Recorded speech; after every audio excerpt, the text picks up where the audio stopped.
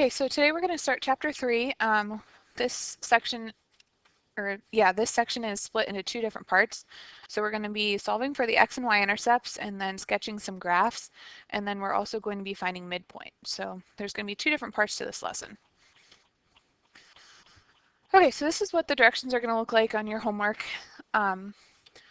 So it says find the x and y intercepts and then graph the equation. So we're given the equation 2x plus 3y equals 12. We need to find the x-intercept, the y-intercept, and then we need to sketch a graph. So to find the x-intercept, we need to solve for x. So I'm going to bring down 2x. I'm going to plug in 0 for y, and then I'm going to solve. So 3 times 0, that's just going to go away. So then I'm left with 2x equals 12. So divide both sides by 2. X equals 6. And then to write my answer for my x-intercept, it would be 6, 0. Okay, then I need to solve for my y-intercept. That's going to be the same thing, but we're solving for y this time, so I need to plug in 0 for x. Cross that one out.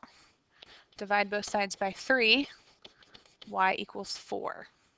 So for my y-intercept then, it would be 0, 4. Okay, and then it says to graph. I know you don't have graph paper or anything like that. If you happen to have graph paper, you can use it. But if not, I'm not really worried about it. I just want to see that you know where the line should land. Okay, so if I'm graphing the point 6, 0, I'm going to go 6 to the right, plot a point.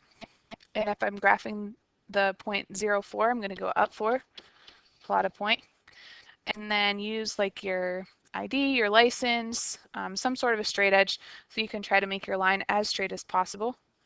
And you're going to connect the points, make sure that you extend, and put arrows at the end.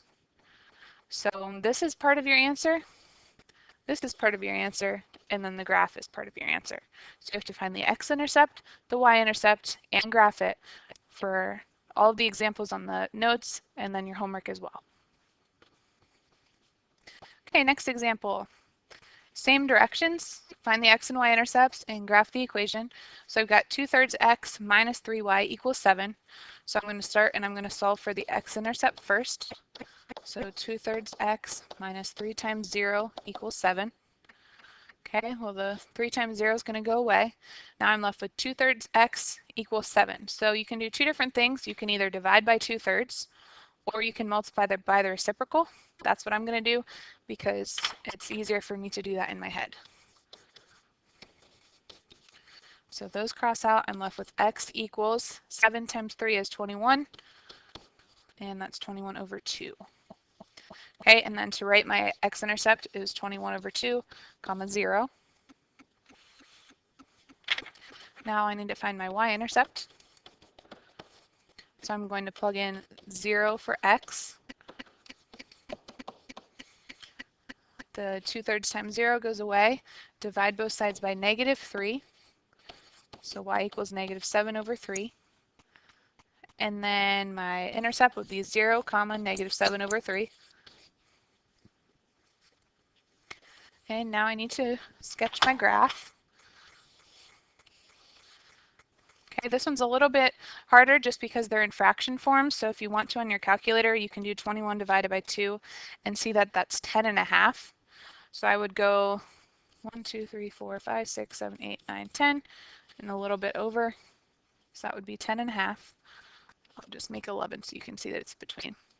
And then 7 over 3, well, that's negative 2.3. So I need to go down to like in between.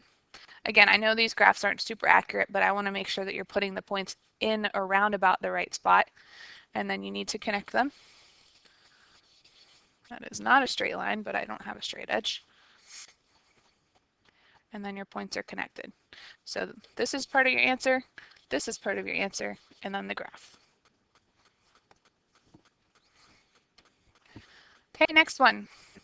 Same directions, find the x and y intercepts, graph the equation. So I have 2x equals 3y. So this is set up way different than the other ones. So first of all, I need to get the x and the y on the same side of the equal sign. So I'm going to subtract 3y. So 2x minus 3y equals 0. Okay, now I can go ahead and set up my intercepts. So x-intercept, 2x minus 3 times 0 equals 0. This crosses off. Divide by 2 on both sides. X equals 0. So my intercept is 0, 0. Okay, for y-intercept, same thing, but I'm plugging in 0 for x this time. 2 times 0 crosses off. Divide by negative 3. Y equals 0. So my point is 0, 0. And then I need to draw my graph here. Both of my intercepts are 0, 0. So I'm just going to have a point in the center. So this is part of my answer, this is part of my answer, and that is part of my answer. Okay, so that's what you're going to do for the first part of the homework, for finding x and y intercepts and sketching a graph. The second part is finding the midpoint. So you're going to be given two different ordered pairs, and you have to find the midpoint between the 2 points. So there's a formula, which I'm going to give you now. This is important. x1 plus x2 over 2, y1 plus y2 over 2. So you're going to take your two x values, add them together, divide by 2. That's going to be your new x value.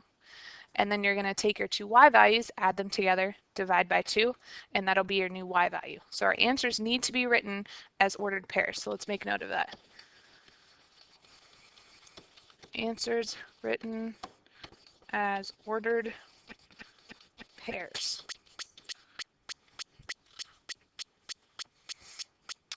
Okay, so this is x1, x2, y1, y2. And I'm just going to go ahead and set my problem up. So I've got negative 8 plus negative 2 over 2, and then 4 plus negative 6 over 2. So the biggest thing here that I see is I've got some negative signs, so I'm going to need to make sure that I'm either plugging into the calculator correctly, or if you're doing it in your head, make sure that you aren't missing any signs. So negative 8 plus negative 2 would give me negative 10 over 2. 4 plus negative 6 would be negative 2 over 2. And then that needs to be reduced. So this is all just reducing. Notice how I'm writing the problem when I'm solving it. I'm writing it inside of parentheses. That way I don't forget that the parentheses need to be around my answer. So negative 10 over 2 would be negative 5. Negative 2 over 2 would be negative 1. And that is my solution. No graph. It doesn't ask you to graph or anything like that. It just wants the new midpoint. So negative 5, negative 1 would be the middle point to negative 8, 4, and negative 2, negative 6. Okay, next problem. Same thing, find the midpoint of the segment. This time we've got some decimals, no problem, we've got calculators to help us out.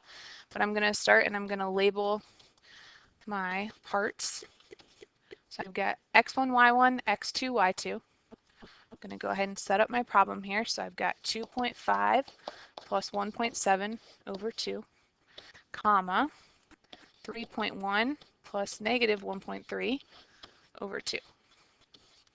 And now I need to start and simplify. So 2.5 plus 1.7 is 4.2. Whoops. Should have been a comma. Okay, and then 3.1 plus negative 1.3 is 1.8.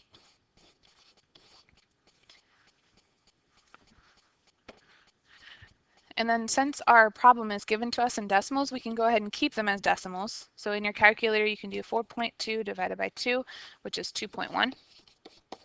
And then 1.8 divided by 9, nope, 1.8 divided by 2 is 0.9. So since the problem is presented in decimals, we can go ahead and leave it in decimals the whole time. So 2.1 and 0.9 would be by midpoint to the points that we were given in the beginning of the problem. Okay, next example, I've got negative 1/3, 2/7, and negative 1/2, 1/14. So I need to set this up. So x1, y1, x2, y2. Go ahead and start plugging in. So I've got -1/3 plus -1/2 over 2, comma, 2/7 plus 1/14 over 2. Now this looks ugly, but we're going to do some simplifying here and see if we can get it to look a little bit nicer. So -1/3 plus -1/2.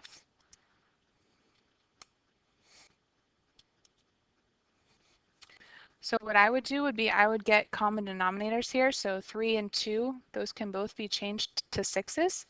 So that's what I'm going to do. What times 3 gives me 6? So that should be -2/6. And then the second one, what times 2 gives me 6? That should be 3.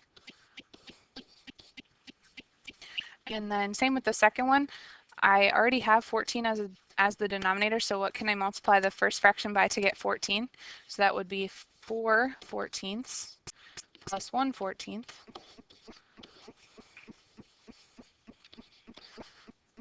And then I need to combine like terms and then simplify. So -2/6 plus -3/6 would be -5/6. And then 4/14 plus 1/14 would give me 5/14.